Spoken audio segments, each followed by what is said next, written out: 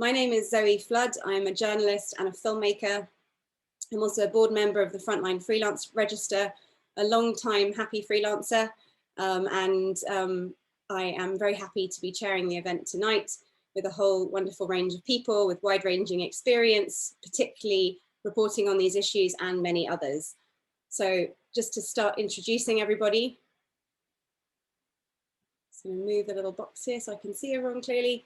So first of all, let's welcome Sumy Sadurni, who's actually in eastern Uganda at the moment, in Karamoja.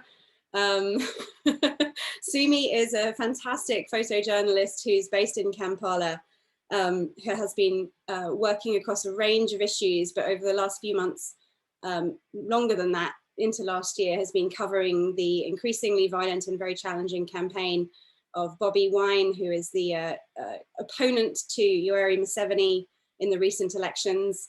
And she's been working very, very closely on that campaign, which has been very, as I said, become very violent and difficult. And she has had a lot of experience with what's going on around that campaign, particularly with a lot of brutality by the security forces.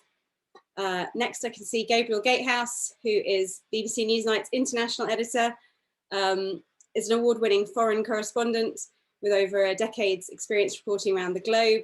We actually first met in Nairobi, but Gabriel's also worked in, well, everywhere. Where haven't you worked, Gabriel? But you've also had stints in Ukraine and the Middle East, and now you're based in London.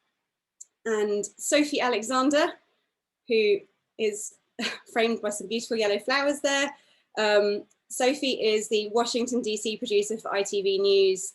And along with her correspondent and camera operator, she was in essentially the first and pretty much for a long time, the only TV news crew that went into the US Capitol with the pro-Trump rioters in January. Many of you will have seen that extraordinary report that ITV News did from that. And we look forward to having a chance to talk to her about that as well. Anders Hammer is coming to us from Oslo. Is an award-winning filmmaker and investigative journalist who has a long history of reporting on lots of different issues. But one of the reasons we asked him to be on this panel tonight is because his short documentary film, Do Not Split, is out at the moment. You can find it online, and I thoroughly recommend you do, as do the Academy Awards, because it is shortlisted for Best Short Documentary in this year's Academy Awards. So congratulations, Anders, and thanks for joining us. You've also reported in lots of different places. Your film is set it covers the Hong Kong protests in 2019, but you've also reported extensively in Afghanistan and elsewhere in the Middle East. And last but definitely not least, Yousra Elbagir, who's coming to us live from Nairobi, who's a British Sudanese foreign affairs writer, reporter, and producer. And Yousra is the co-host of a new Vice TV series called Black Lives Matter, A Global Reckoning, which is being released at the moment. I believe your first episode is going to be on YouTube and therefore available in the UK in May, which is an episode reported from Denmark. And I'm very much looking forward to asking you about that. I have actually visited the strange island off the coast of Denmark where you reported from. And so you've been covering the anti-racist solidarity protests extensively, as well as the pro-democracy protests in Sudan in 2019. So welcome everybody. Thank you so much for agreeing to be a part of this panel. We have a big group of people here, and we're going to try and keep the conversation moving so we can hear from everybody about their different experiences in different parts of the world and how they think protest movements are changing, with what implications for reporting and much more besides. If you do have a question, and we'll try to get around to those, but please use the Q&A function or raise your hand, and I will try my best to call on you if there's time. As I said before, welcome everybody, and let's get discussing. First of all, I warned the panelists about this, but I'd like to ask everyone the same question. And it was sort of trailed on the event promo. Are we living in a new age of protest? Are we living in an age of greater communication about protest, or is that just a cheesy tagline we came up for social media promotion? Can I ask you, Gabriel, to start and say what you think about that? It's definitely not a cheesy tagline. I mean, since I started my career as a journalist, which isn't that long ago, reporting has fundamentally changed, and the biggest change has been that we, people like me working for the BBC, have completely lost control of the narrative. So what we've seen over the last 10 years, maybe kind of bookended by the Arab Spring starting in 2011 and what happened in America earlier this year, is that we've seen that stories are much more powerful than facts, and what stories are being told, how they're being told, and who's telling them has completely changed, and people are focusing on the what, the how, the who much more, and everybody now has a say in it, rather than just the editors, the big TV networks, the newspapers, or whatever. And this has led to, I think you're right, a new age of protest, but that's what we're seeing. Thanks, Gabriel. It's a great answer to start us off. Sumy, can I jump to you? How do you feel about that, and some of the issues that Gabriel raised in his response as well? Because Bobi Wine and some of the issues around the Ugandan elections have seen a lot about taking control of the narrative, who is in charge of the narrative, and that seems very relevant in that context as well. What do you think? Yeah, thanks, Zoe. And yeah, I definitely agree. Just relating it to the elections, as an example, Bobi Wine built momentum using social media to his advantage, using Facebook, using live video. He was filming his convoys and his campaigns live. Whereas Museveni, on the other hand, there's not so much effort into social media. And you can see, you compare when Bobby was live streaming something, he had like 1 million viewers, while Museveni had like 300, just because of the difference in the people that follow him, that follow each candidate. So yeah, I think Bobby used social media as an advantage to raise, like I said, to raise momentum and to get people moving. Every time he was arrested, it was social media that would explode first and cause the protests. So I think, yeah, he definitely, this year's elections were very different to previous times, because social media was the biggest tool really in promotion and marketing. And yeah. And Anders, how I mean, in your reporting in Hong Kong, I mean, it was very striking to me watching your film that, of course, every sort of protest you see anywhere have people holding up mobile phones, filming what's going on. But it seemed like the protesters in Hong Kong had sort of like communications teams who were sort of set up to go around and document what's going on. And how would you say that plays into whether we're in an age of protest or not, and whether you'd agree with that statement? Yeah, you're absolutely right. We're very well organized in Hong Kong, and it definitely felt like we were in the age of a protest in 2019. Unfortunately, it changed a lot a year ago with the pandemic. So I think the wave would have been stronger if it hadn't been for the pandemic, because when I was in Hong Kong, I could really feel things were changing there, and you could see it in the region and elsewhere in the world. But then it stopped in Hong Kong, and it stopped quite a few other places as well. But we have also seen like Myanmar now the last weeks, and you saw in the US, and now in Europe we have these new kind of protests against all these COVID restrictions. So there's all kinds of protests. But I think we're going to see a really big change when the pandemic eases down, when people are able to go out again. Then I think it will become much bigger, because it's so much tension, so many places now. And Yousra, coming to you, I mean, you covered, I guess, different movements over 2019, 2020. So a sort of very focused, specific movement in Sudan around a pro-democracy movement. And then, Black Lives Matter, which has found expression during the pandemic, despite the restrictions. I mean, how would you say those experiences have differed or informed your perspective on these movements? I mean, there's definitely been an intensification of protest. I mean, towards the end of 2019, when the revolution in Sudan had kind of calmed down, we counted the number of countries protesting where there were pro-democracy, specifically pro-democracy protests. And we did it doing, I did a Twitter thread, and I was just like putting down all the countries that I had personally recorded as protesting, and it just kept going. People were just adding names, be like, I'm in New Guinea right now, I'm in Poland, I'm wherever. And it was over 35 countries towards the end of 2019 that we knew of. And then when COVID hit, obviously there was a shift, but I found that in the summer, the fact that people were risking their lives in a different way, in a way where it wasn't, you know, what we expect, which is live ammunition, tear gas, but genuinely facing COVID to put their point across. But also because the frustration was building. And what I found in Sudan was that there's just this point of no return where we can't stay home. You know, we're going to die regardless. And that was exactly the same with the Black Lives Matter protests. We will be killed regardless, because obviously COVID revealed so many inequalities systemically in terms of, you know, how many Black people were dying of COVID, how many Black people were turned away. And in the UK, obviously the case of Belly Majinga, who had a man cough in her face and got COVID and died, and no one would prosecute or even look at the link between that, which, you know, was obviously bioterrorism. Even if it wasn't the reason that she'd gotten COVID, just the fact that that was a possibility.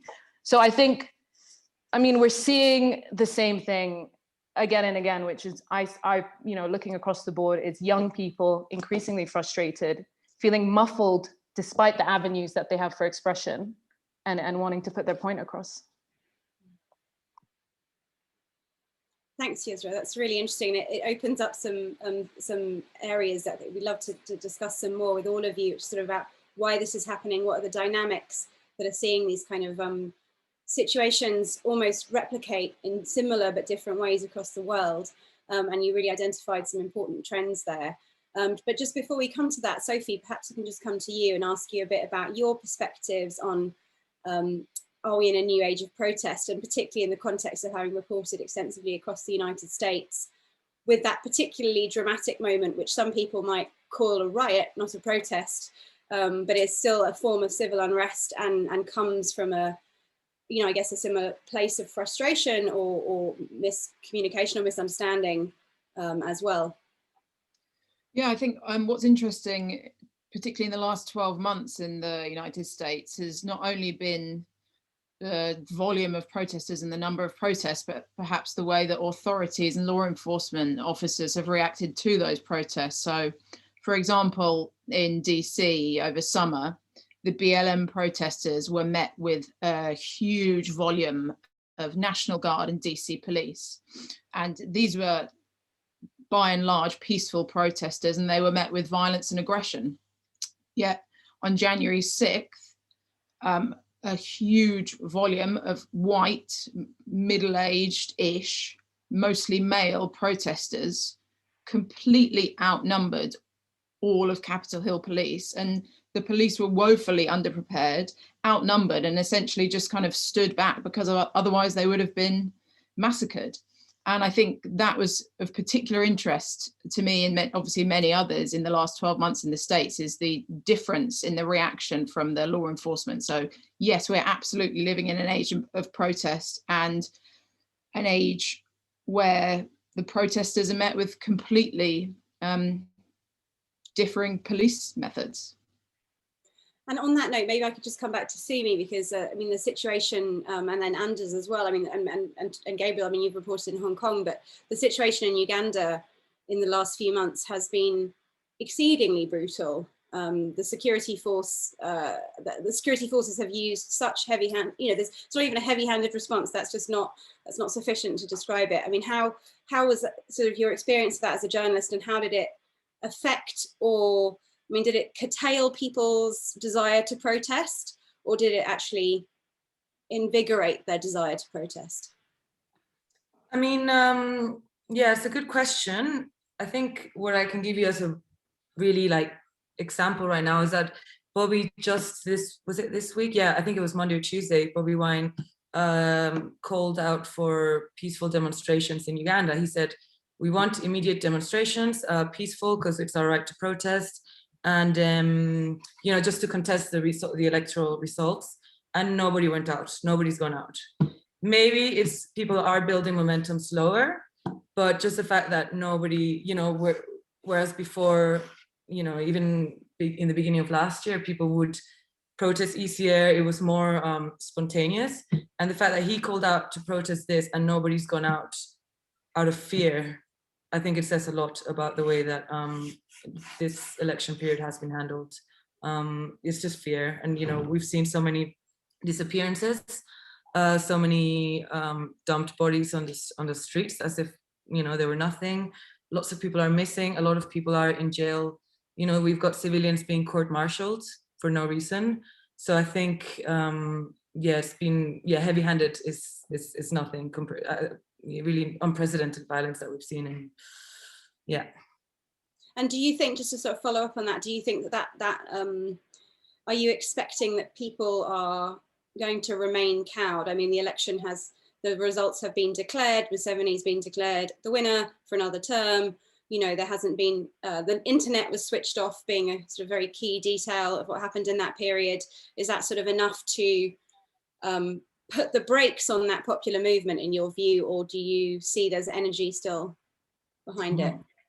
As soon as Bobby called for the protests, Kampala streets were totally militarized. So even if you wanted to protest, you wouldn't be able to get far because everywhere you saw there was tanks and everything. Maybe, it depends on Bobby's next movements. If he gets arrested, that could be a catalyst for spontaneous protest. But again, I think people are very, everyone's very scared, civilians, journalists, civil rights servants. I think maybe scared is not the word, but you know what I mean. And maybe in a few months, once the situation if it gets calmer, we could see protests, or again, it could happen tomorrow. It's very unpredictable at the moment, but it really does depend on Bobby's next moves and what he plans. And if he does get arrested, is he doing it to provoke as well? Sometimes that does happen. Yeah. That's interesting, just to come sort of back to the heavy-handed response in different environments. Gabriel, maybe you've reported in a lot of different environments. I guess some of the locations or geographies or countries that we're looking at are democracies. Some of them are pseudo-democracies. Would you say there's a difference in the way that security forces respond? I mean, in the United States, although there wasn't the kind of police brutality against, in this perhaps the same way, I mean, obviously there's a lot of extensive police brutality, but in the same way against a particular protest, as in, say, Uganda. But do you think that there's a correlation between the sort of level of democracy? I suppose there are those democracy rankings that are people like to produce. I don't know. It's a good question. I haven't sort of in my mind correlated it. I mean, if I think back to Hong Kong, for example, which in 2019, which is the last time I was there, was a much more democratic place, although not entirely democratic place, than it is today. And the change there has happened very rapidly. I actually think that the police, the security forces there were relatively restrained compared to what they might have done, and perhaps compared to what they were facing. I mean, there was a lot of Molotov cocktails being chucked around, and they're not fun when they get chucked at you. I think one of the things that has really struck me is that we've seen how the internet is this really powerful tool for telling stories, and how it trumps facts. And Sophie, you will have seen that in America, and it's this amazingly powerful tool for gathering people behind a story, whether true or false, and bringing them out onto the streets and trying to change the facts on the ground. It's still not stronger than rubber bullets, tear gas, arrests, and jail cells, right? We saw that in the Arab Spring, and we still see it today. And I was interested, Anders, that you mentioned COVID as one of the things that has dampened down the protest movement in Hong Kong. But I wonder whether you think that would have happened anyway, given the sort of legal climate that is now enforced there, coming from Beijing. I think that's a great question. I'll throw it over to Anders without adding anything. I actually wanted to comment on several of the things Gabriel said, but the dynamics of the protest definitely changed with COVID.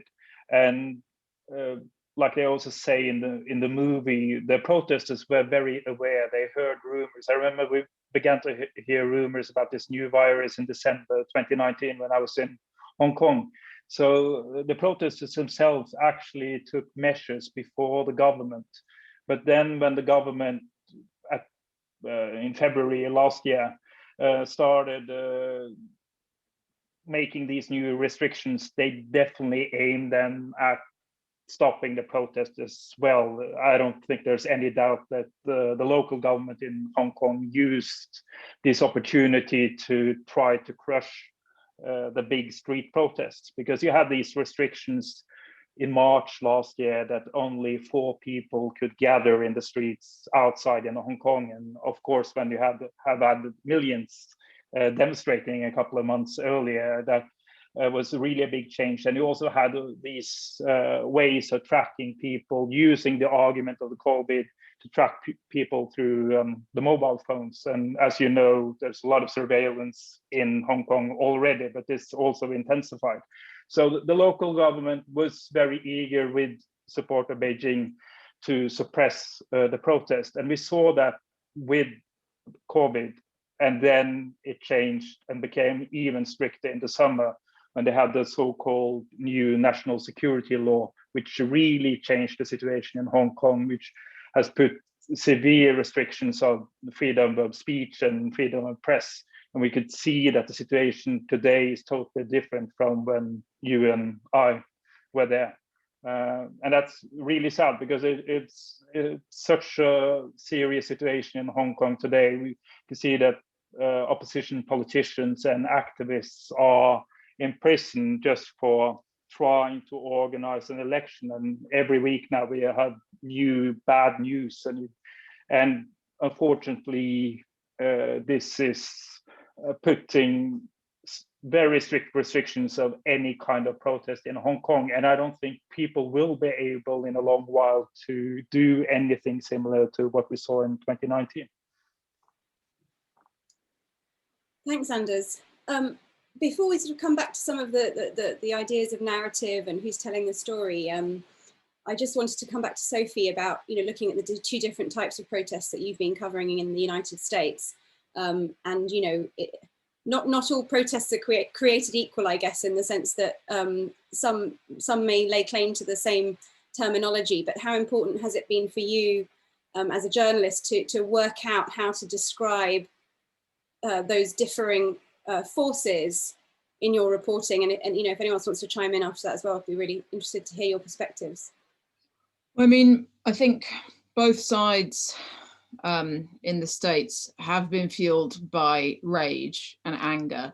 I've never encountered anything like it, but on different sides of the spectrum, obviously, fueled by rage and anger at the murder and the killing of George Floyd and Breonna Taylor. And then on the other side of the spectrum, you've got tens of millions of people who believe that Joe Biden is an illegitimate president and that their democracy was overturned in order for him to get into office. So you've got these kind of polarizing sides, but both with that same vehemence and that same venom that they take out onto the streets while protesting. And then I think a long discussion was had over, whether on January 6th we refer to these people who stormed the Capitol as domestic terrorists, like Joe Biden did, or rioters, insurrectionists. And I think an argument can be made for each of those. But what I witnessed, just as one person inside on January 6th, I think there may have been a few people there with real sort of murderous intent.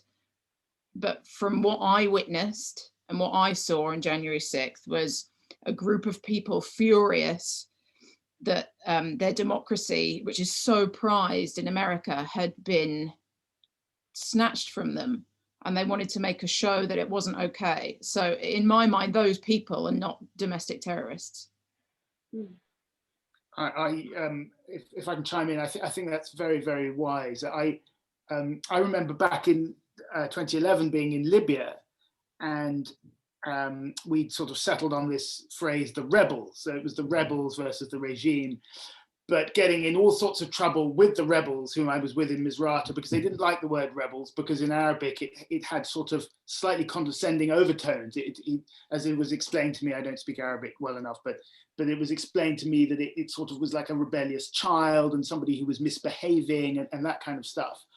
And it is a really difficult thing to, the vocabulary that you use is so loaded, especially when you're in a polarized environment like you find yourself in, Sophie, or every one of us does. I've been reading this book, I was telling Zoe about it earlier, called A Swim in a Pond in the Rain by George Saunders. And it's a sort of, it's an examination of how some 19th century Russian writers, Chekhov, Tolstoy among them, tell stories. And he comes up with this really neat solution, which both makes your storytelling better and your meaning clearer, which is, don't generalize with words like terrorists, but describe what is happening through meaningful action.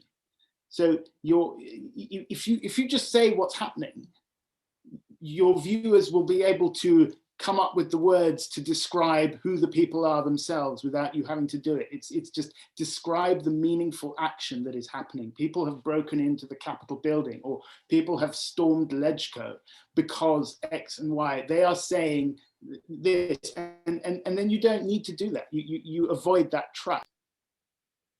Yousra, can I jump to you? I mean, how do you feel in your reporting around anti-racist solidarity? There's been a variety of terms that have been used around Black Lives Matter.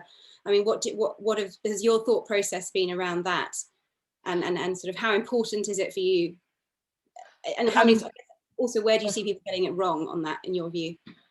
I mean, I think that I agree that the events on the ground should dictate how they are, and each individual is then left to perceive or to judge, you know, based on what they observe. But I do think we have a responsibility as journalists to call a spade as well, you know? So it's tough, and I think it's a lifelong battle that we face as journalists, is when is objectivity almost like self-censorship?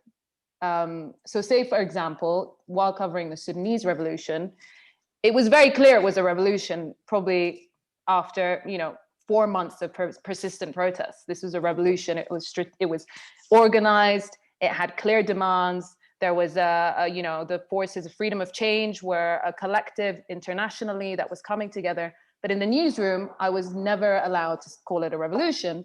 And I was happy to sort of hold back and wait, because I also, as a Sudanese journalist, I know that internally I'm like, yes, revolution. So I also took editorial guidance and waited out. But I was told that when political change is palatable and undeniable, that's when it's a revolution. But it wasn't that allowed us to call it a revolution. It was a viral photograph, and some of you might remember it, of a woman on top of a car with her finger pointed up, and everyone called her, the African Statue of Liberty, the Nubian Queen. And it went viral. And that was the moment that I was allowed to call it a revolution. And then a few days later, it was a few days after, it was actually probably because of it being called a revolution that US pressure led to a palace coup, and Elbagir was ousted. So again, it's we're holding back, but I think it's still good to let the events dictate, because at the end of the day, the narrative was, as Gabriel said, BBC can't control the narrative anymore. I don't think many of the big news organizations have a grip on the narrative anymore. I think it is kind of a consensus-driven thing now, especially with social media. But it was really incredible to see the people on the ground take matters into their own hands and decide that it was a revolution. And they'd been doing that many months before, but it was the imagery was undeniable. So I think it's really tough. But I think with the anti-racism protests, it's also, I had friends in Germany telling me that the news outlets had stopped covering the protests because they wanted to sort of diminish them, that they didn't want people to be encouraged to go out. So it's a constant battle. And I think that every newsroom should really think long and hard about how they're categorizing firstly, what's happening on the ground, but also what the demands are. I've seen time and time again there be a miscategorization of protesters' wants. So let's look at Senegal, for example. You know, everyone's saying it's around Ousmane Sonko, but everyone on the ground is telling me it's not about Sonko. He is one man. It is about a decline in democracy. It's about increasing censorship. It's about young people feeling like they have no say in the future of their country. So we like to package things into neat little boxes as journalists, and I think it's really unfair for the people who are risking their lives. And at the same time, I mean, you know, not letting our own, you know, interests cloud how we see things. So I think this is our job. Our job is to be able to discern what is objective and what is, and I think, Sophie, I have to say, like, I highly commend you for not calling them domestic terrorists, because I'm sure sort of, you know, their aggression and their sort of bigotry probably, you know, it makes us want to just cuss them out, but that's not what you observed, and I think that's commendable. Gabriel, you were responding to that, but also maybe you could draw on, I mean, you've been doing quite a lot of reporting on, I guess, fringe movements, and how do you respond in that context as well? I mean, first of all, Yousra, amen to that. I mean, your thing about how, because we all come from somewhere, right? As much as we like to try and be objective, we all come from somewhere, and we can't help that. And I remember very strongly being in, like, going back out to Ukraine in 2014, a country I lived in a few years previously, and a place where I speak the language and I know lots of people, to cover a protest movement that was ostensibly about whether Ukraine was going to move towards Europe or move towards Russia. I got on the ground. No one was talking about being pro-EU or pro-Russian. People were just saying, I just want to live in a normal country where I don't have to pay a bribe to open a business. That's what I want to do.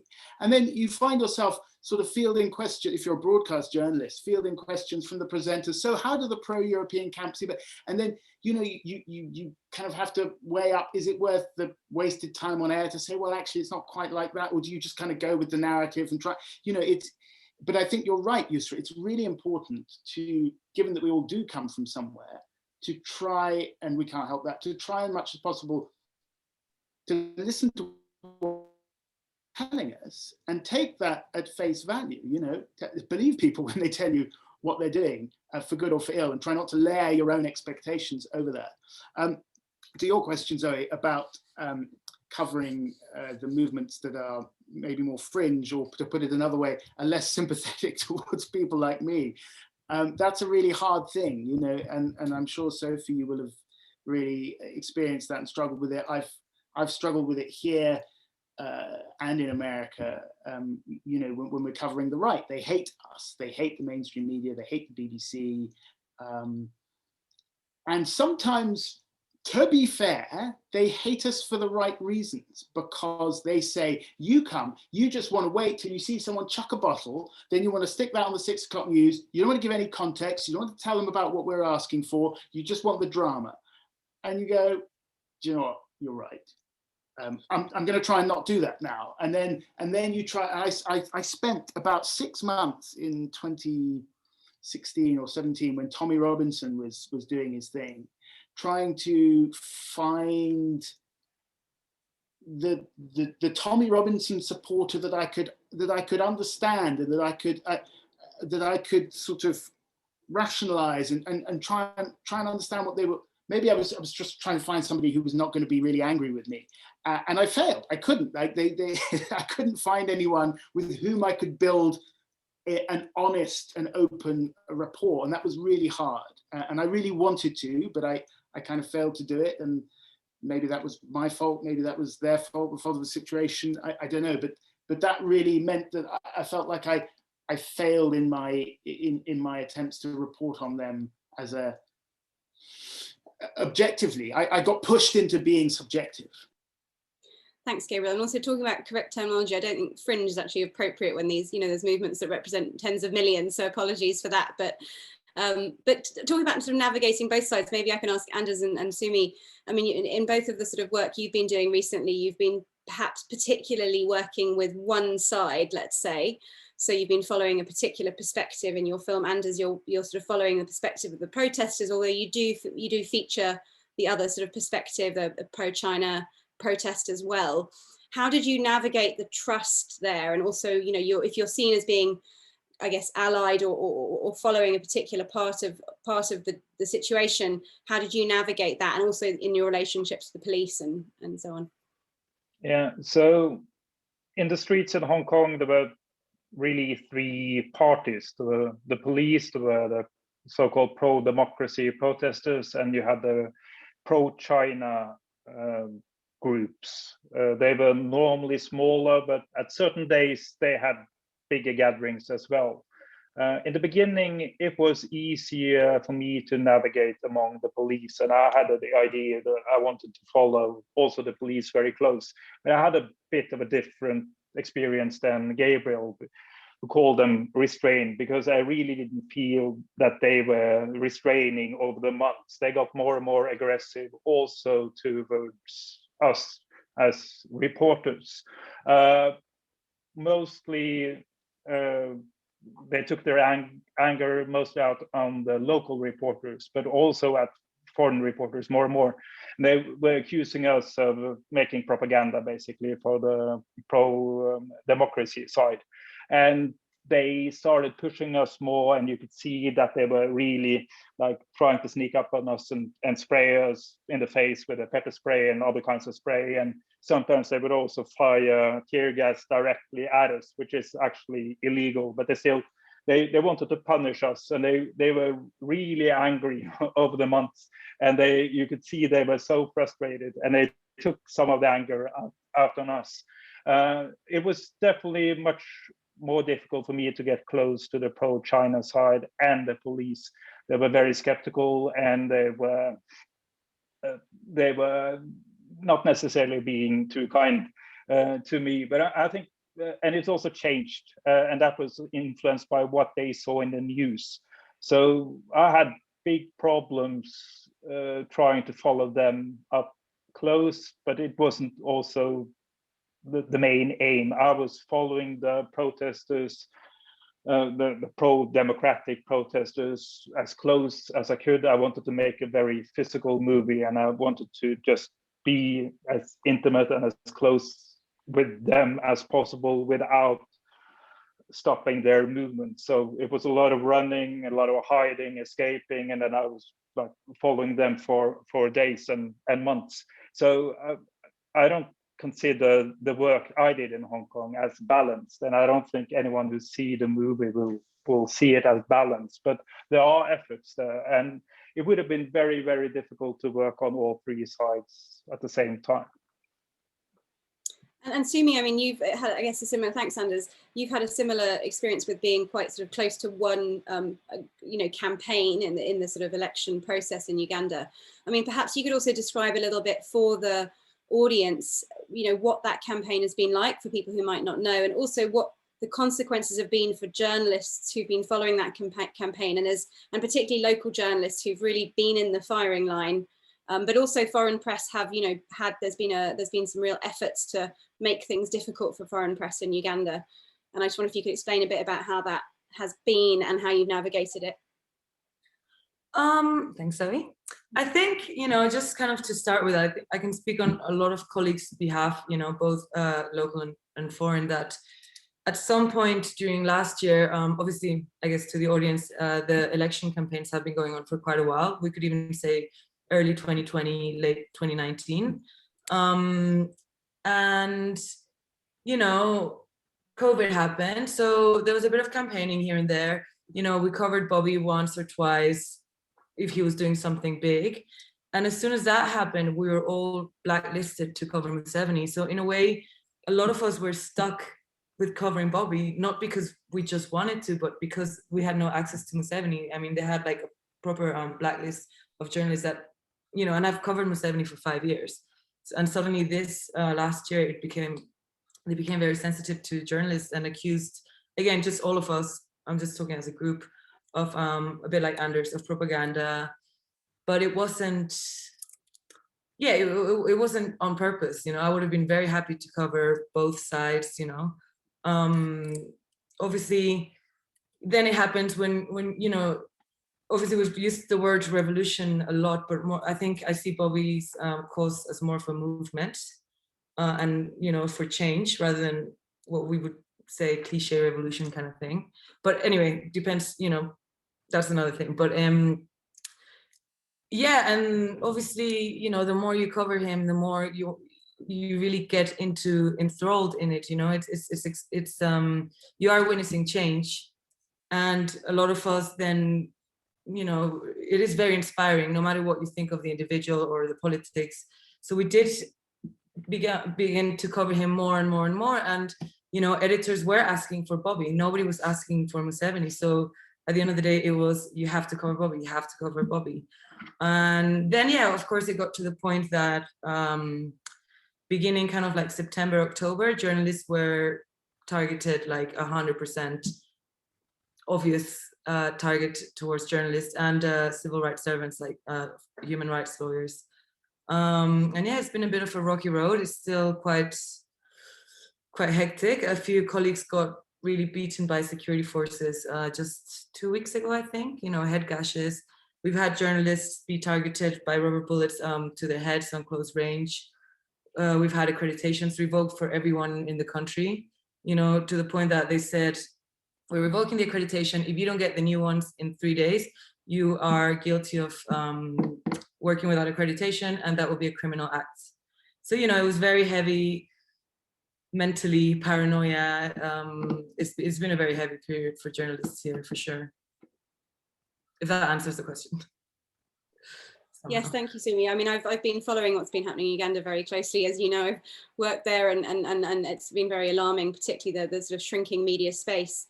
And I just sort of wondered, perhaps we could talk about that a bit in the context of protests, what it means to be a journalist, both, you know, in terms of risk from the state, but also risk from the protesters. And perhaps, Sophie, I can come to you first.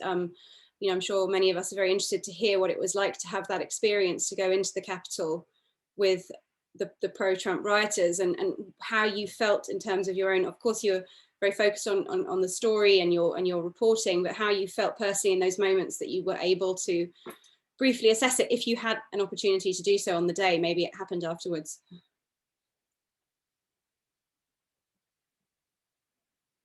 Oh, I think we just lost Sophie briefly, but I think she's come back. Hi, yeah, I'm back. I totally missed the question. No idea what you asked me. If you even asked me anything. I was just sort of segueing into the sort of risks associated with being a journalist in the context of protests from security forces, as Sumy was just talking about, but also from protesters or rioters.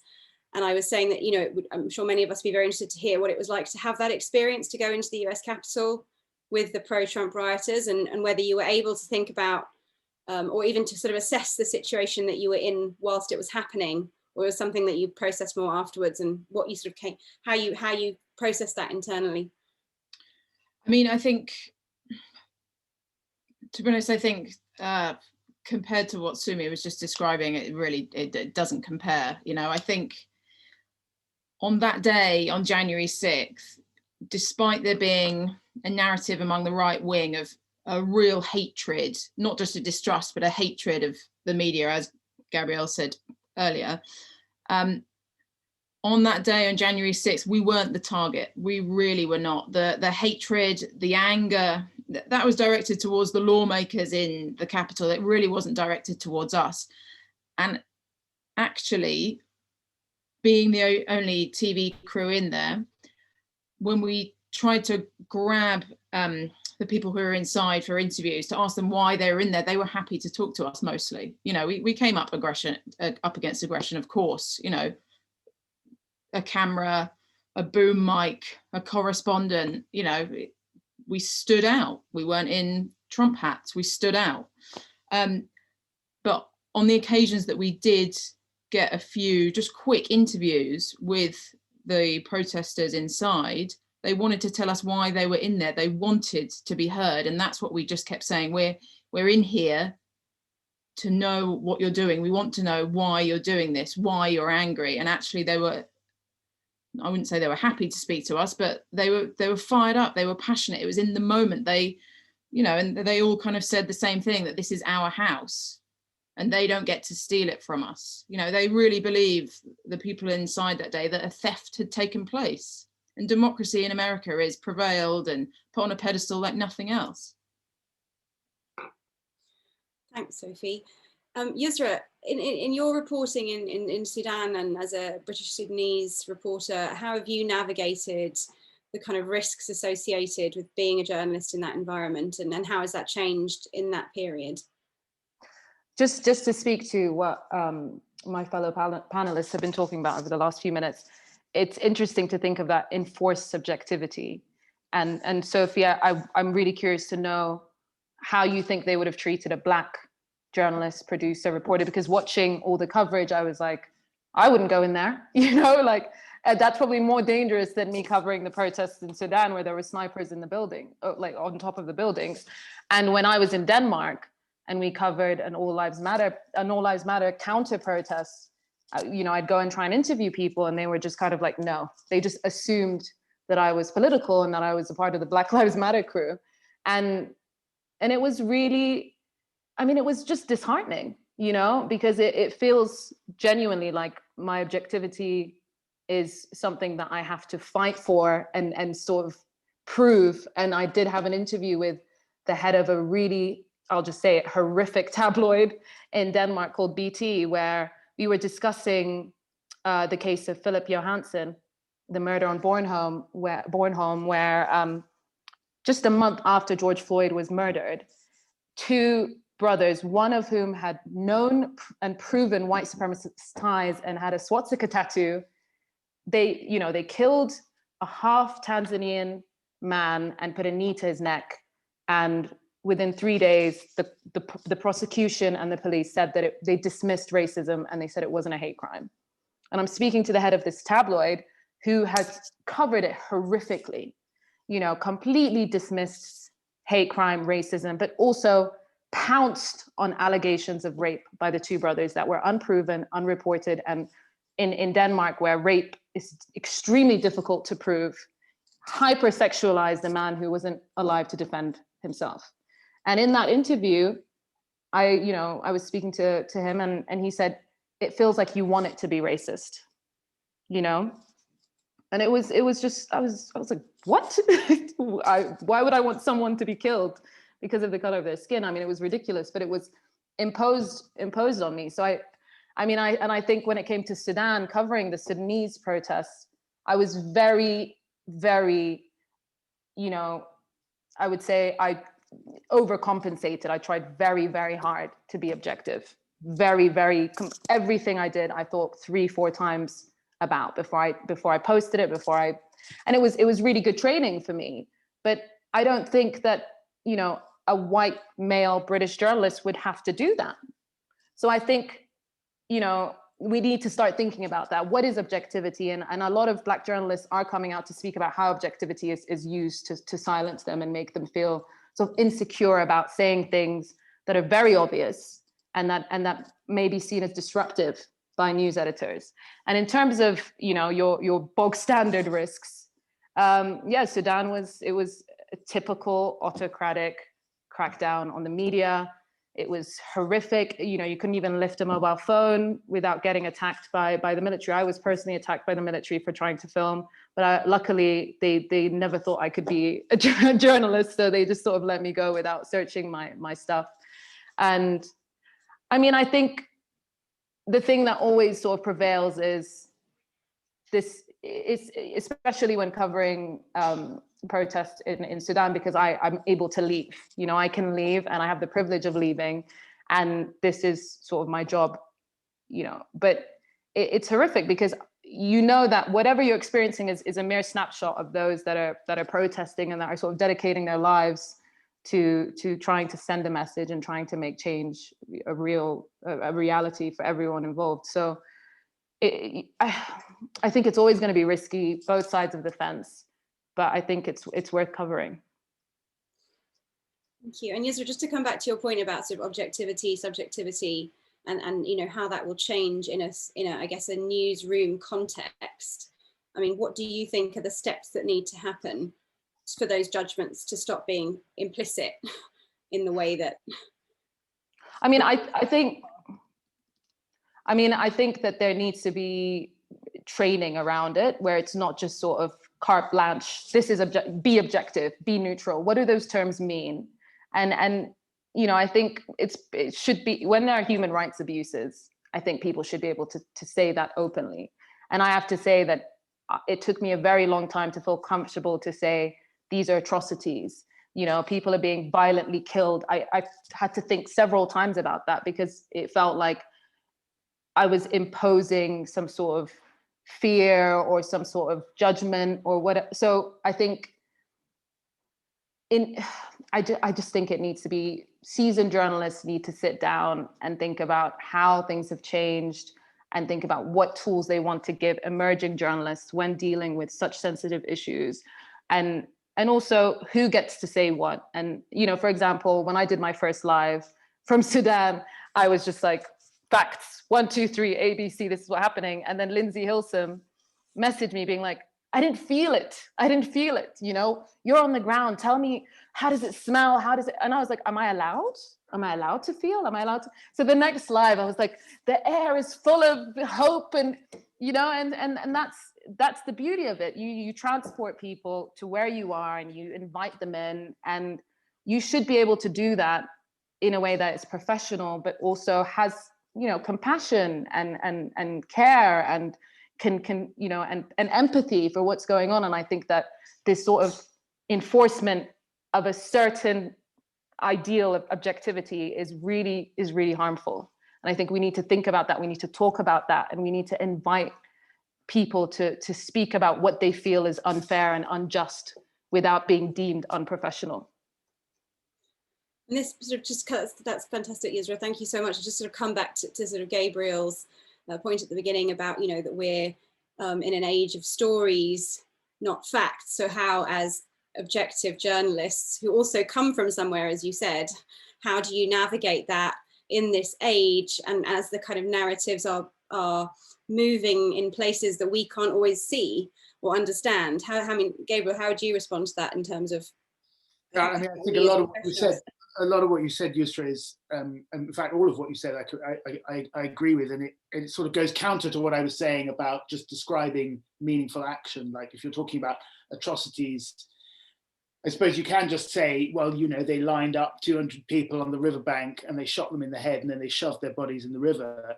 That will give you a sense of atrocity, and you don't necessarily need to use the word genocide or decide whether you want to use that word, those kinds of things. But what you said about,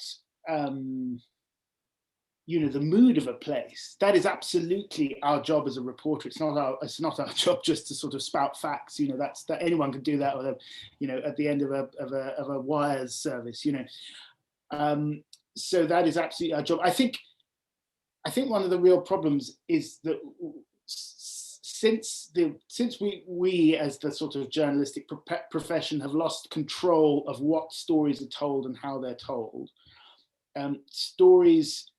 The general public have realized the power of the story, and that they can use that as well. And they use it often to their own ends, to an end, right? Which is slightly alien to us, because we try not to tell our stories to an end. We're not trying to help the Sudanese revolution, or even though we might, you know, sympathize with it and might hate the dictator or whatever. So we're in a bit of a bind, but I think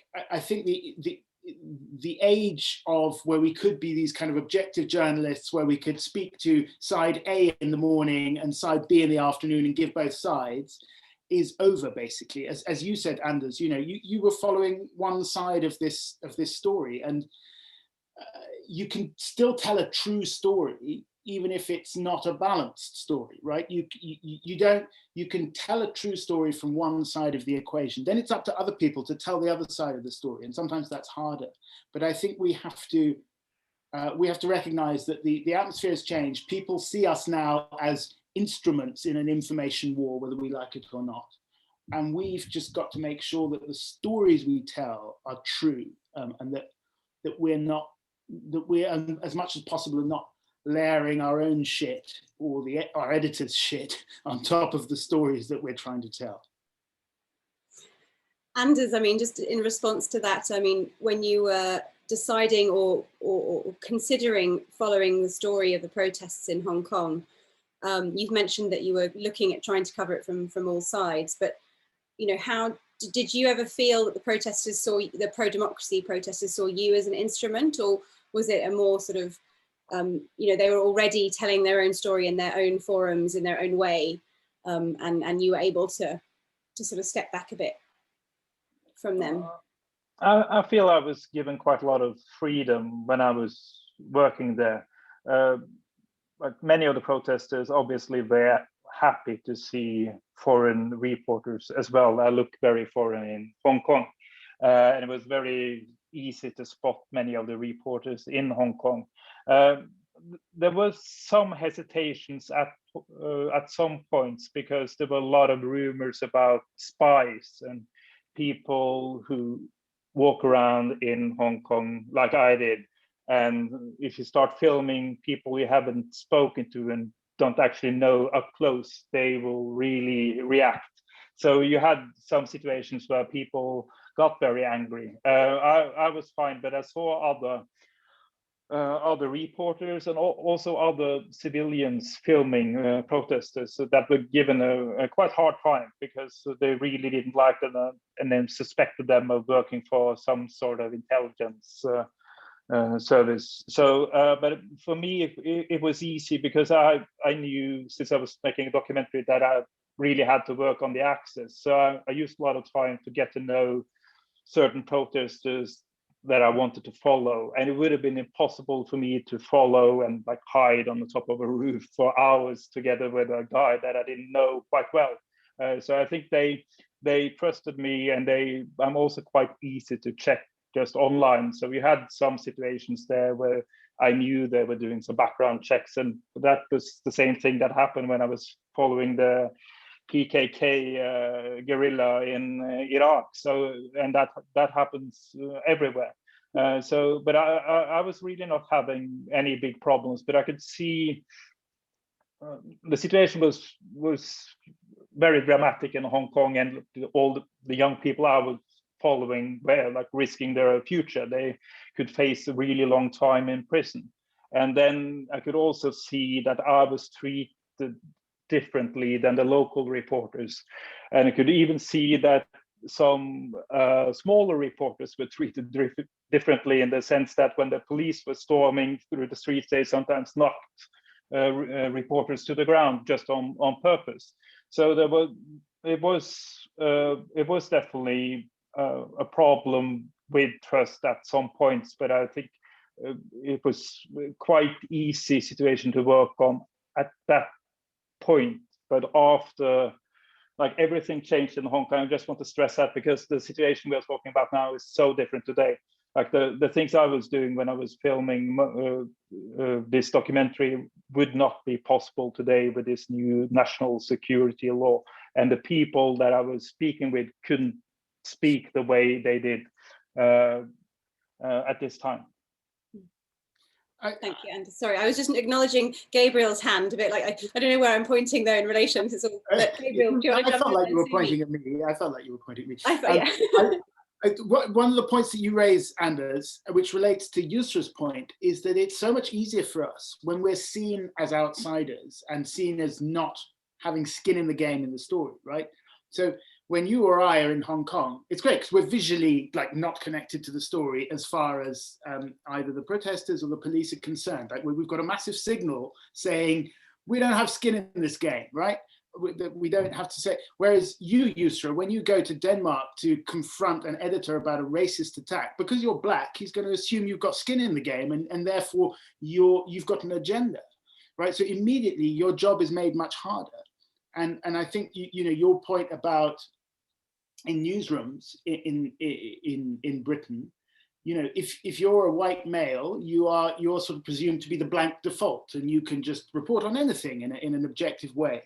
Whereas if you're anything other than that, you're layering on suspicions that maybe you've got some kind of agenda. You know, if you're a woman, well, maybe, you know, you're a feminist. If you're black, well, maybe you've got kind of, you know, issues around that you're trying to push or whatever. So, and the solutions to that are really hard to figure out how to get beyond that, because from my own experience, my hardest reporting has always been in this country when people listen to me, look at me, listen to my accent, and realize that they know where I'm from, they know who I am, and they have ideas about what I think. Whereas, you know, Sophie, you'll realize this, when you're in America and you're in those hostile environments, you ham up the British accent and they're like, oh, you're okay, you know. Notting Hill or something. Sumy, you wanted to say something there.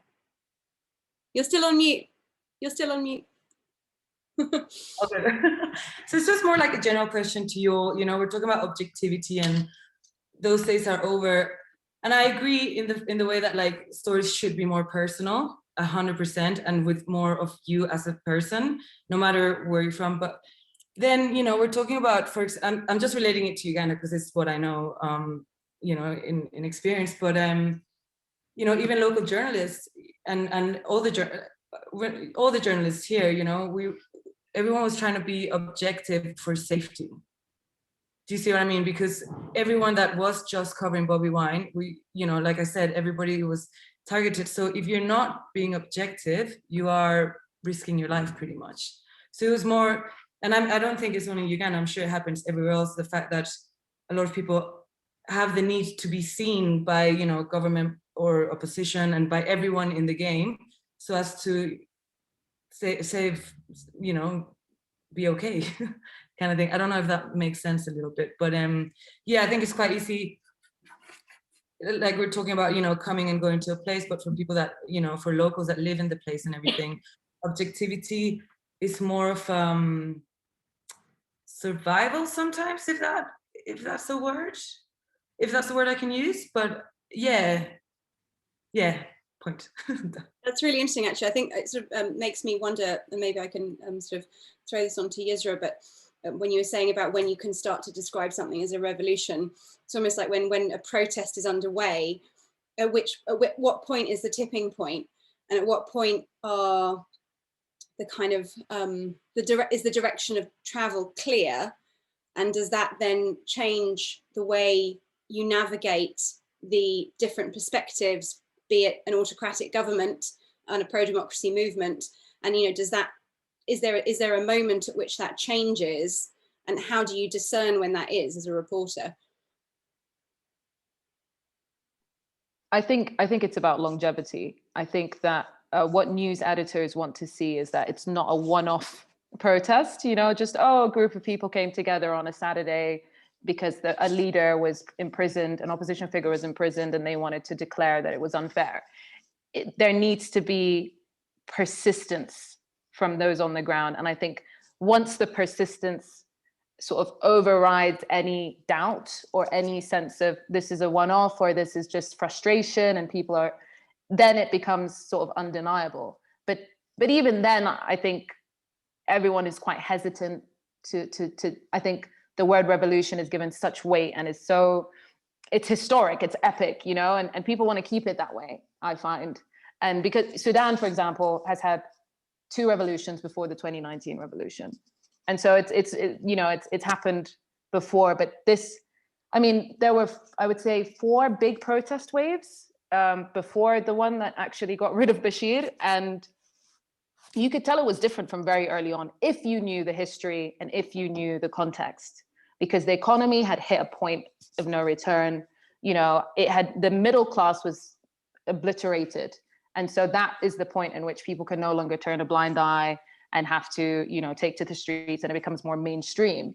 So, you know, as a local Sudanese journalist could tell you that, right? Can tell you this is different. This isn't like 2013. This isn't like 2015. But I think us flying in and to some degree, me as someone who's lived between the UK and Sudan, you know, understanding when the tides change in that way is it takes a lot of, you have to listen you're not just listening, you're deeply listening, and you're understanding that there's been a cultural shift. It's a moment. And so I think, you know, Sudanese people really documented this revolution from the first day until the very last. And they every moment was so well preserved that when the moment came of sort of an undeniable shift, it was recognized. But I don't think it should reach that point. I think people should get on the ground and understand if it's an organized movement, if it's actually, you know, has any legs, and not just sort of be like, oh yeah, of course they're protesting in Senegal because it's in Africa, or whatever bullshit comes out in newsrooms sometimes, and bullshit does come out in newsrooms sometimes. But actually understanding, so for example, speaking to young people in Senegal now, I don't think it's going away. I think we're going to be very surprised by what happens in Senegal over the next few months. And I think for Africa's healthiest democracy to experience a wave of protests, everyone, all the leaders across Africa, all the presidents are going to start really, you know, shifting in their seats again. And I think they're going to start cracking down, and it's only going to lead to more people protesting. And I can bet you on that, you guys. So we can talk about this again at the end of the year and see what 11th of March. I think this question about when does something become a revolution is really interesting, because, like, for example, Ukraine 2014, right? Yeah. Like, you talk about, oh, they're protesting because it's in Africa. Like, the Ukrainians, like they were big into protesting for like a decade before that. There was a lot of protesting that went on. They love to protest, you know, and so I personally didn't see it as a revolution, even though like the pictures were extraordinary. You know, it was like people in Vikings outfits with, you know, and barricades, and it looked like a revolution. But I was like, nah, I'm gonna, you know, I definitely wasn't calling it a revolution. Even the day, I remember the day that there was all the bloodshed, and then that evening the president disappeared, and the following day was a Friday, and we were like, huh, where's the president? He's gone. Oh. And then it wasn't until like the Saturday that, like 2 days afterwards, everyone was like, this is a revolution. So, you know, sometimes you're in the middle of it and it takes a while to figure out what the hell's actually just happened. Sumy, then I've got a follow-up question for Sophie and Gabriel. No, I agree with that. I think, you know, newsrooms, at least the old school way of thinking, they used to associate revolutions with guns and bloods and physical uprisings, you know, conflict. But I think, you know, now we should be redefining revolution. It's not just guns, it's a movement, it's a mindset, a change of mindset. And just kind of, it's such a complex thing. We could have another panel on that, you know, what is actually revolution nowadays? So I'll leave you to that for another day. Which spaces it exists in. Sometimes it's in a physical space, but sometimes it's in an emotional, intellectual space. Also, I just immediately was thinking of the Zimbabwe Lives Matter online movement in the summer last year, which took on a huge amount. I mean, it was, you know, trending on Twitter globally for a few days. And you know, that was kind of, to me, almost like, I mean, I report on Zimbabwe quite a lot, but and spend a lot of time there. But to me, that was like taking, you know, a movement, trying to take space that didn't exist in the physical world because of COVID, because of, you know, autocratic state, because of all these different, and it was taking opportunity to try and express that frustration where it couldn't be expressed in the physical space. But talking about what I sort of wanted to come back to Sophie, and I know Gabriel's been doing some work on this issue, but talking about protest movements not going away, what do you both think about, and Sophie, perhaps come to you first, what do you think about the sort of extreme right, pro-Trump variety of umbrella of forces in the US, and where do you think that's going to go over the next months, years? Well, I think that anger, it may have dispersed, but it's certainly not dissipated yet. You know, as I said before, there are tens of millions that think that Biden is an illegitimate president. And I think if Trump, as he's starting to now, not finds his voice again, but maybe finds an outlet for his voice, there are still millions that will follow him and will believe in him. So I don't think that anger from the right, and I mean, I don't mean just right in a kind of obviously a moderate Republican sense. I mean a more of an extreme right that we're seeing in the United States now. that's not gone anywhere. It's very much still there. And when you've got what at one stage were kind of radical conspiracy theories, like the QAnon conspiracy theory, when you've got those entering the mainstream dialect, then you know that that momentum is still there. Many people still believe that. It's just, I feel there was a breaking point on January 6th. It's eased, it's dissipated, but people haven't forgotten, you know, and depending on what happens with the Biden presidency in the next 4 years, it could amplify once again.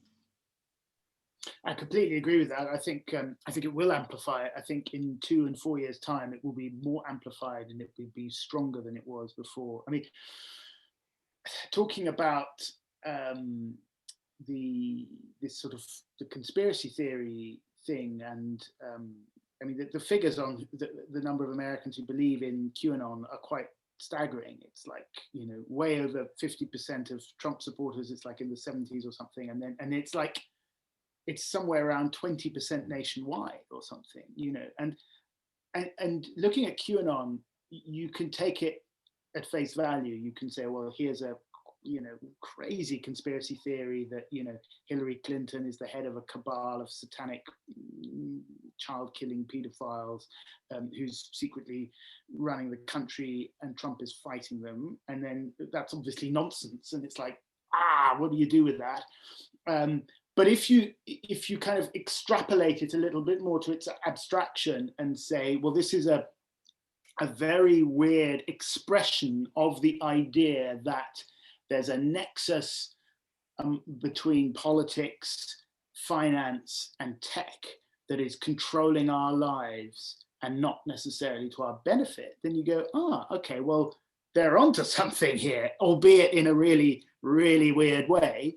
But this is why that story has taken hold. And I'm sorry to say that a Biden administration is not going to do anything to dispel the idea that a nexus of politics, finance, and tech is controlling people's lives.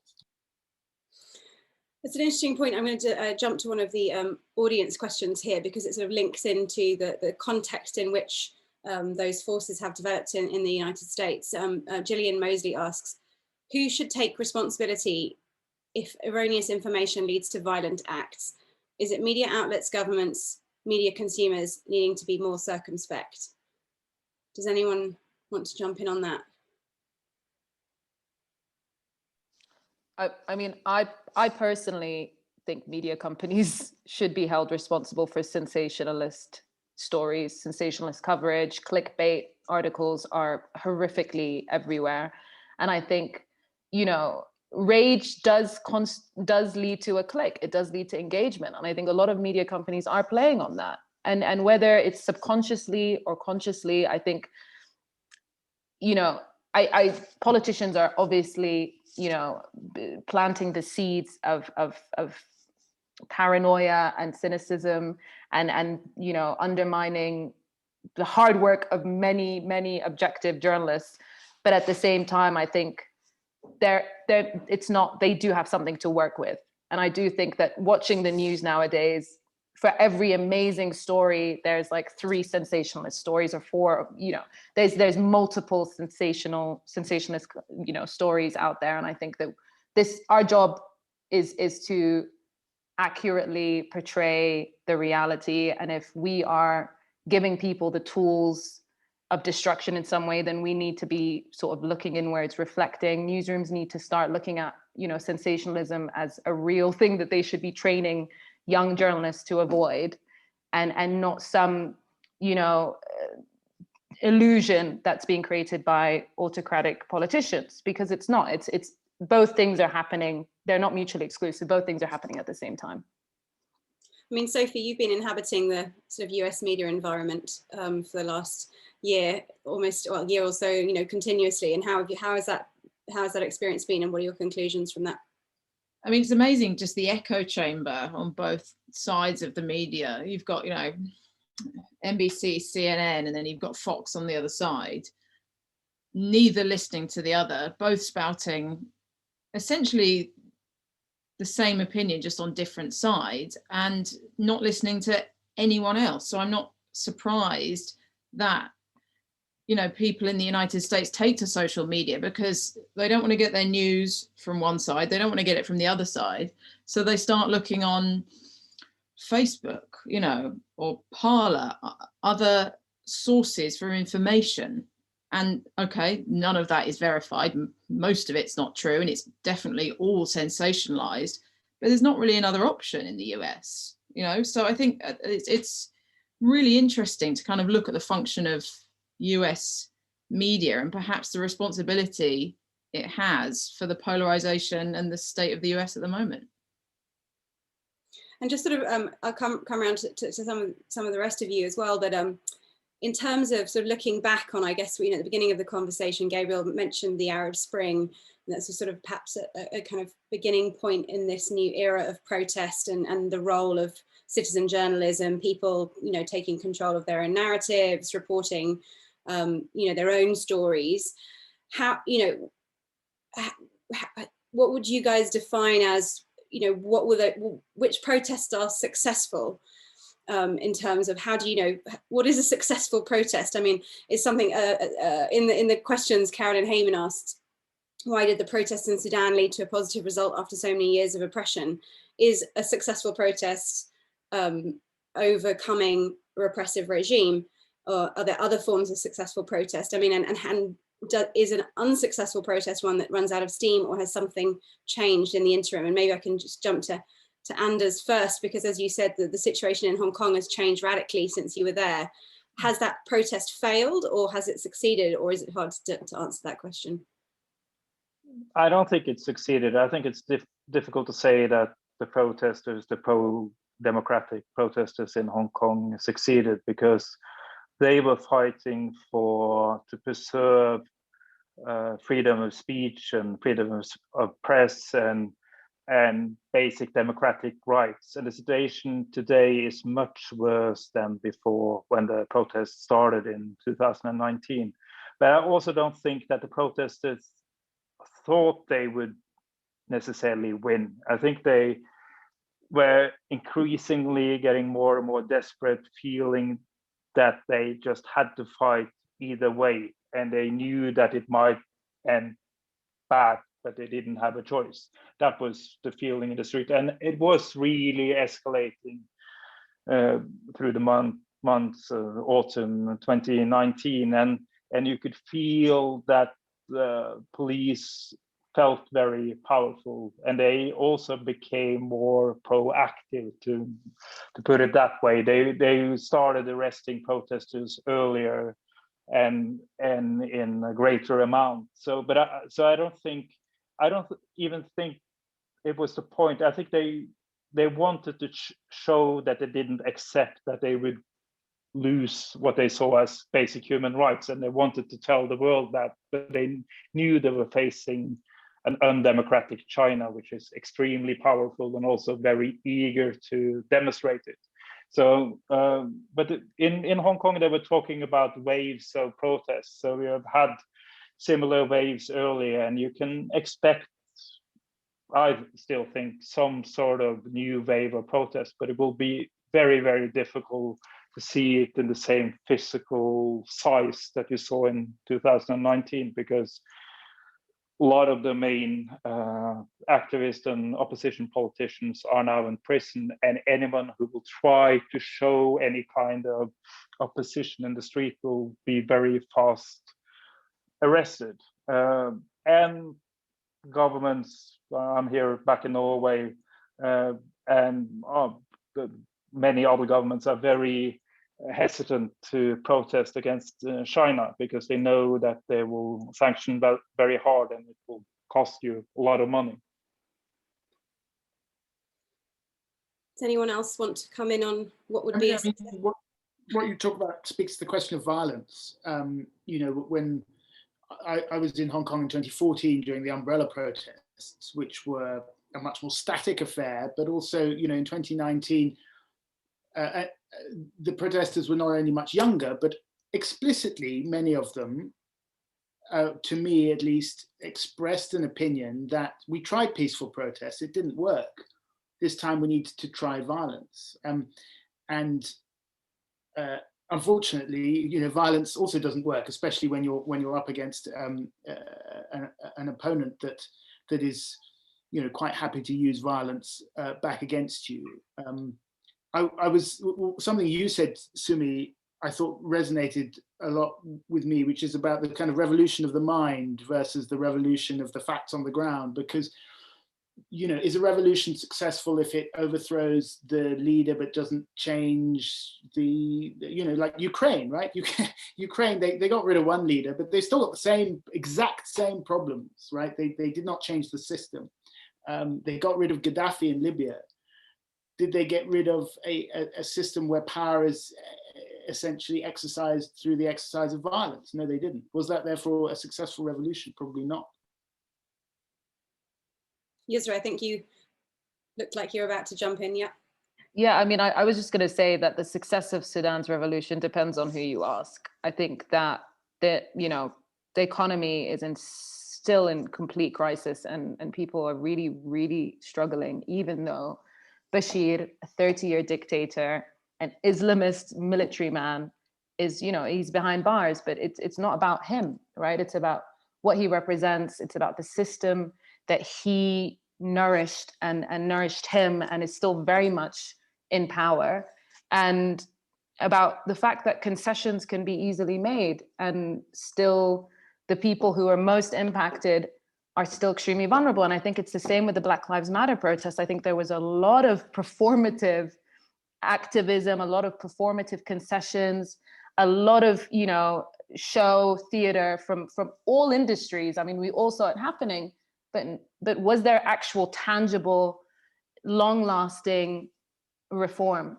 I mean, we're yet to see that, right? I mean, the fact that Breonna Taylor's killers are still free, George Floyd's killers are out on bail, the crowdfunding that went towards George Floyd's killers says a lot more than we are willing to see. It says that these acts aren't just condoned, they're celebrated by a large, portion of the American population, right? So I think that revolution, to me personally, having, seen what, documented what unfolded in Sudan, I think it's about a social and cultural shift, something that needs to happen in terms of the collective consciousness. People need to see, the fact that a brighter, more peaceful, more stable future is possible. And I think in terms of Sudan, that has happened. And it's continuing to happen, where people feel empowered and after 30 years can feel like, if I don't like what's happening, I'm going to go out and I'm going to wave a banner and I'm going to say, I don't like this shit.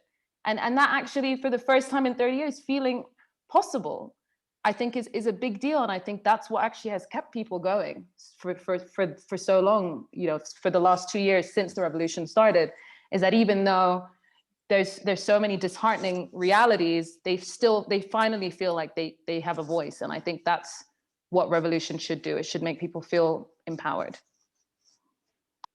Brilliant, thank you. So I'm just, we're getting to the end of our time together. It's been fantastic to speak to you all about these issues.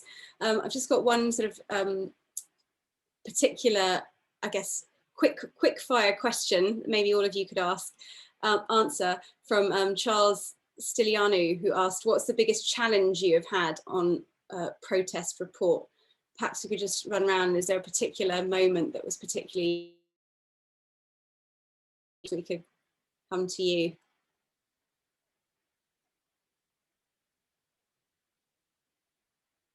Have we lost Anders? Maybe could we go to Sophie? I can hear you now, sorry, but I lost the question because I lost the sound here for a short while.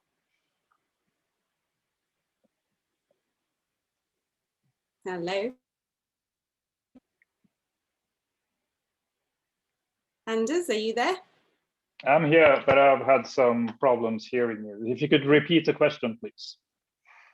Of course. It was just a sort of quick fire question as a last question for everybody before we wrap up in the next few minutes. The biggest problem. It was just yes, the biggest challenge or the most sort of dramatic moment in your reporting experience.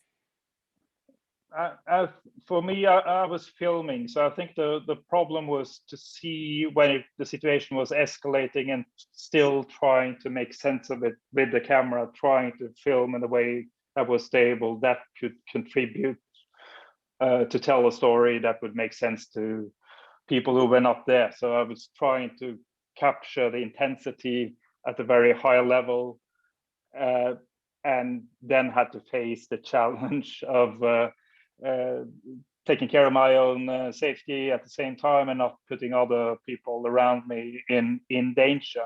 And when there's a lot of shooting, a lot of rubber bullets and tear gas canisters and fire bombs flying around in the air, that's difficult.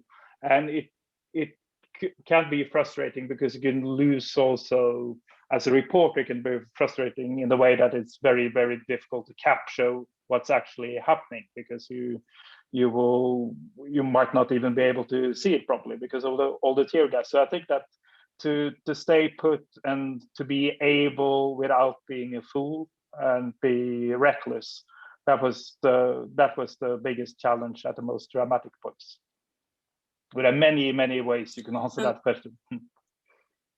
Yes, thanks, Anders. And Sumy, how about you? Is there a particular moment that stands out for you? I know that the last few months have been very, very dramatic in your reporting life. I can't really think of one right now. My brain's a bit mush from the day.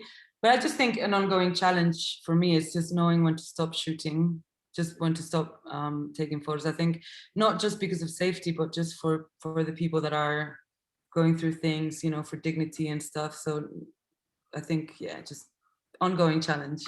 Sorry, I can't give you a more concise answer. My brain's just not. It's a very interesting and important challenge. How about you, Sophie? I mean, a couple, as we've discussed, I mean, the general distrust of the media in the United States makes it incredibly difficult for us and for people to even talk to us. But more of quite a boring logistical answer, really, is that when we were inside the Capitol, we sent Robert Moore, our correspondent. He stayed inside with us for about an hour, and then he had to run back to the bureau to edit. Me and the camera operator, Mark Davies, stayed inside for longer, but then we realized the material we were getting was really good. So we wanted to also run back to the bureau so we could have it on air in time for news at 10. And I would have liked to have stayed longer. You know, I mean, I would like to have really got thrown out by the National Guard and seen it through to the end, but we had to gather and get it on air. So quite a boring logistical answer for you, but one that was quite frustrating. Absolutely, and a very interesting one that people might not think of. You think, oh gosh, yes, well actually there's a news bulletin that has to be met. Yousra, how about you? I mean, the challenges, I think I've mentioned a few over the last hour, so I don't want to stay in the negative, but one funny moment from covering the revolution was when me and my cameraman we were, for the first probably 2 months, it was all undercover, and we were on Nile Street, and you're not just dealing with the police and military, it's like all these informants everywhere. So he was filming just like walking shots, just so that our piece wasn't like just constantly just like undercover footage. And this plainclothed officer on a motorbike called him over when he was filming me, and he was like, "What are you doing?" And I was in the car and I was nervously looking back, like, "Is he okay?" And so my cameraman is like, "We're just filming some stuff to put on Facebook, you know, just a montage of her walking around on." And then he was like, "Do you think I'm stupid? Do you think I'm dumb? I know who she is. I know what you're doing. That's your girlfriend." And we were just like, "Yes." He was like, "Yep, that's my girlfriend. That's it. You got it, man. You got it." So I mean, I think it's always dangerous, but the people that you meet along the way, the stories that you hear, it's well worth it, to be honest. And for on both sides of the coin, I mean, it's just fascinating.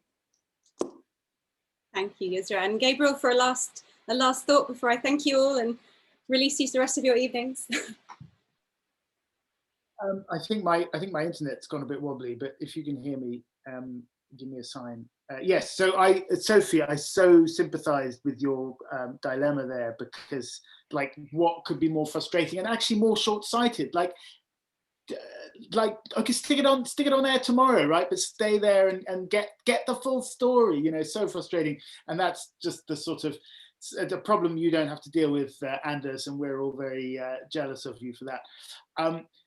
For me, like the biggest challenge, it's quite along the lines of what you said, Sophie, which is trying in this hyper-partisan age to maintain our privileged status of